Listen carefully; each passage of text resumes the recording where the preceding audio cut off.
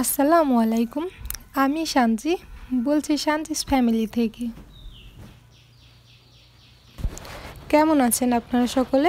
আশা করি বেশ ভালো আছেন। আলহামদুলিল্লাহ, আল্লাহর অশেষ রহমতে আমরা সকলে বেশ ভালো আছি। তো আজকে সকাল সকাল আমার ভিডিওটা শুরু করে দিলাম, আর সকালবেলার বিছনা গোছানোর কাছ থেকেই ভিডিওটা নেওয়া শুরু করেছি। তো আমি বিছনা গোছাচ্ছি আর বাইরের পরিবেশটাও আপনাদের একটু দেখিয়ে দিচ্ছি। আজকের বাইরের পরিবেশটা কিন্তু বেশ ভালোই লাগছে।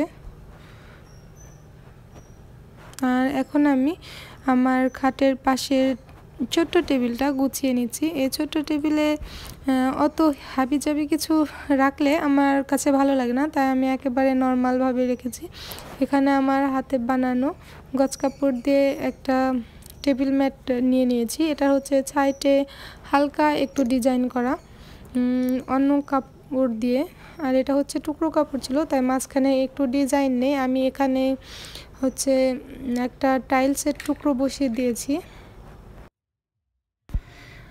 আর এই টাইলসের টুকরোটা বসানোর পরে কিন্তু একটুও বোঝা যাচ্ছে না যে এখানে টুকরো কাপড় দিয়ে বানানো হয়েছে। যে গ্যাপটা ছিল সেই গ্যাপটা কিন্তু পূরণ হয়ে গেছে। আর এখানে হাতে বানানো কুশি কাটার একটা টেবিল ম্যাট বসিয়ে দিয়েছি, আর তার উপরে আমার মাটির ফলের ঝুড়িটাও দিয়ে দিলাম।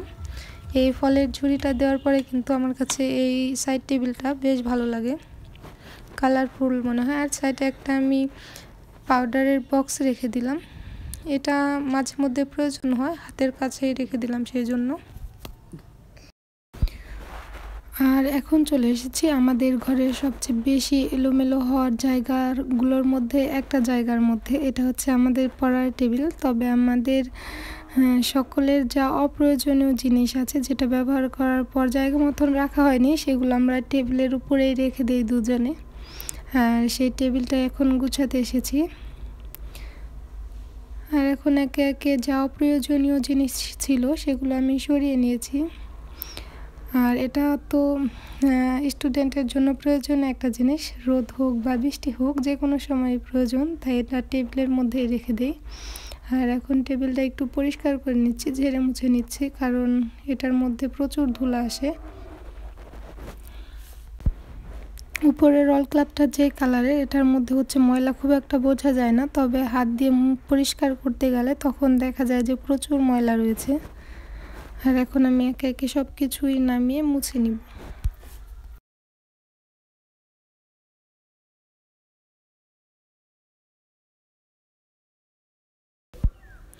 কাজগুলো করতে থাকি, আর সেই সাথে আপনাদের সাথে সেই পুরোনো কথাটি আবার বলে নেই। আমার এই এলোমেলো আর অগোছালো ভিডিওগুলো দেখতে যদি আপনাদের কাছে কোথাও কোনো অংশে একটুও ভালো লেগে যায়, তাহলে প্লিজ আমার ভিডিওতে একটা লাইক এবং কমেন্ট করে জানিয়ে দেওয়ার অনুরোধ রইল কোন অংশটি আপনার কাছে ভালো লেগেছে। আর যদি প্রতিনিয়ত আপনি এ ধরনের ভিডিও দেখতে চান, তাহলে চাইলেই আমার চ্যানেলটি সাবস্ক্রাইব করে আমার পাশেই থেকে যেতে পারেন।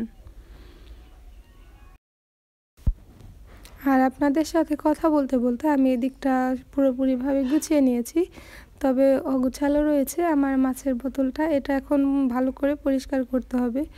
এটার মধ্যে হচ্ছে প্রচুর ময়লা জমে গেছে, আর ময়লা জমার কারণ হচ্ছে আমার মাছের যে খাবার, সেই খাবারটা আমি খুঁজে পাচ্ছিলাম না কোথাও।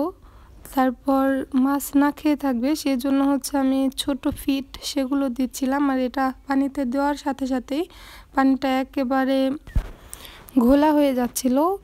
তখন আর পানিতে মাছ দেখা যাচ্ছিল না, আর বারবার পানি চেঞ্জ করছিলাম। প্রতিদিন পানি চেঞ্জ করলেও দেখা যাচ্ছে যে এরকম ডিসকালার হয়ে যাচ্ছিল। তারপর ভাবলাম যেখান থেকে হোক মাছের খাবার আগে আনতে হবে। এখন দুপুরের সমস্ত কাজকর্ম শেষ করে তারপর আমরা দুপুরের খাওয়া দাওয়া শেষ করে নিয়েছি। এখন বিকালবেলা বসেছি হাতের কাজ করার জন্য, আর মা পিঠা বানিয়েছিল, সেই পিঠা খাওয়ার কথা বলছিল, তাই পিঠা কয়েকটা খেয়ে তারপর বসেছি হাতের কাজ করার জন্য। এখানে হচ্ছে আমি পাটের বস্তা দিয়ে একটা পাপোশ বানাবো, সেই কাজ চলছে। তো আগে ফুলটা এঁকে নিয়েছি, আর এখন আমি তার উপরে সুতা দিয়ে সেলাই করে নেব। এখানে হচ্ছে শুধু চেন সেলাই দিয়ে ভরাট করে নেব পুরোটা। আর এটা যেহেতু পাপোশ, তাই এটা হচ্ছে প্রচুর ব্যবহার করা হবে। আর এটার মধ্যে তো ঘষা মাজা থাকবেই পা পোছার সময়, তাই এটাকে শক্ত সেলাই দিতে হবে যেন সেলাইটা উঠে না যায়। আর এখানে আমি ভরাট সেলাই দিয়ে নিচ্ছি। এই সেলাইগুলো এমনভাবে দিতে হবে যেন নিচের এই পাড়ের চটটা দেখা না যায়, আর যে অংশটা ফাঁকা লাগবে সে অংশটা আবারও সেলাই দিতে হবে। তো এভাবে করে সম্পূর্ণটা সেলাই দেওয়া শেষ হয়েছে। এখন আমি এটা নিচে গিট দিয়ে দিচ্ছি যেন এই গিটটা দেওয়ার কারণে সুতাগুলো আর খুলে না আসে। এখানে যদি বড় করে গিট দিতে যাই তাহলে ওইটা হচ্ছে উঁচু হয়ে থাকবে, তাই আমি এভাবে করে সেলাই করে দিয়ে তারপর সুইটা ভিতর দিয়ে সুতাটা বের করে নিব। তখন হচ্ছে আর বের হবে না, সেলাইগুলো ছুটে আসবে না। তো আপনারাও চাইলে এভাবে করে আমার মতন গিট দিয়ে নিতে পারেন। তো আর সাইডে যে ডিজাইনগুলো আছে এগুলো হচ্ছে আমি এভাবে সেলাই করার চেষ্টা করছি, আর বাকিটা সম্পূর্ণ শেষ হলে তারপর দেখাবো ইনশাআল্লাহ। আর এখন আমি হচ্ছে বাবুকে দুধ আর আম দিয়ে দিচ্ছি। আর এটা কিন্তু আগের ভিডিও, অনেকে বলতে পারেন যে এখন আম আসলো কোথা থেকে। আর এটা হচ্ছে এখনকার ভিডিও না, অনেক দিন আগেকার ভিডিও। খাওয়া দাওয়া শেষ করে তারপর আবার চলে আসলাম আবার আরেক খাওয়ান তৈরি করার জন্য। এখানে হচ্ছে নারকেল ভেঙে নিচ্ছি, তাল জাল করা হবে। আর তালটা যদি নারকেল দিয়ে দুধ দিয়ে জাল দেওয়া হয় তাহলে কিন্তু খেতে ভীষণ ভালো লাগে। আর সেই প্রস্তুতিই চলছে, আর আমি বসে গেছি নারকেল ভাঙার জন্য।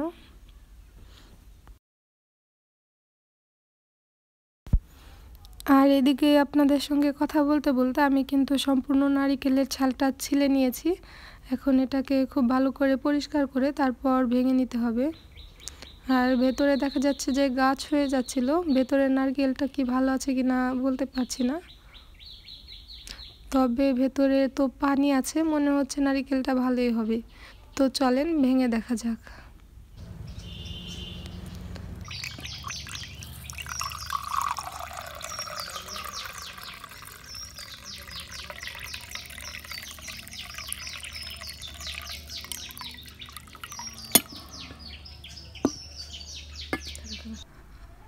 আর ভাঙার পর কিন্তু দেখা যাচ্ছে এটার মধ্যে প্রচুর পানি রয়েছে, আমি ভাবতেও পারিনি যে এর মধ্যে এতটা পানি হবে।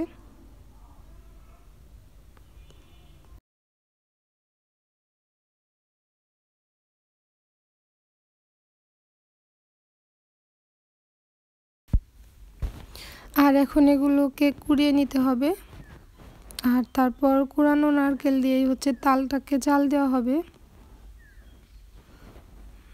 আর এই তো এখানে তাল নিয়ে আমরা বসে গেছি, তালের দেওয়ার জন্য নারকেল কুড়াও রেডি। আর এর মধ্যে হচ্ছে গুড়টা মা আগেই দিয়ে দিয়েছে আমি আসার আগেই, তাই আপনাদেরও আর দেখাতে পারছি না। আর এখন আমি নারকেল দিয়ে দিচ্ছি সম্পূর্ণটা। আর এটাকে এখন খুব ভালো করে মিশিয়ে তার মধ্যে হচ্ছে সামান্য একটু লবণ দিয়ে দিতে পারেন আপনারা চাইলে, তবে যারা মিষ্টি জিনিসে লবণ খেতে পছন্দ না করেন তারা না দিলেও চলবে। আর এখানে আমি এখন দুধ দিয়ে দিচ্ছি।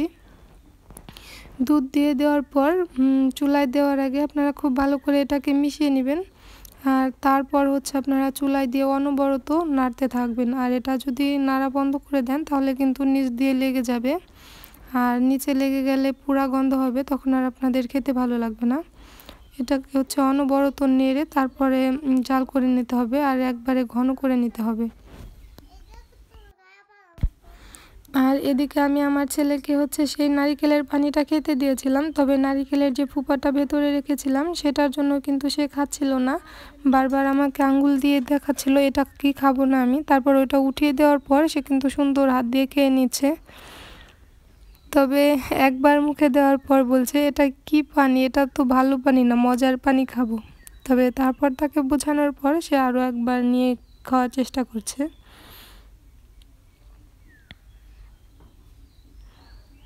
আসলে বাচ্চাদের এরকম নতুন নতুন খাবারের প্রতি আগ্রহ বাড়ানো উচিত, খেতে না চাইলেও তাকে এটা চেনানো উচিত মায়েদের।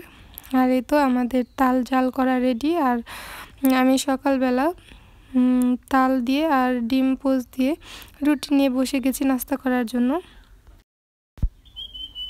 তো আমাদের ভিডিওটা আজকে এই পর্যন্তই। আপনারা সকলে ভালো থাকবেন, সুস্থ থাকবেন।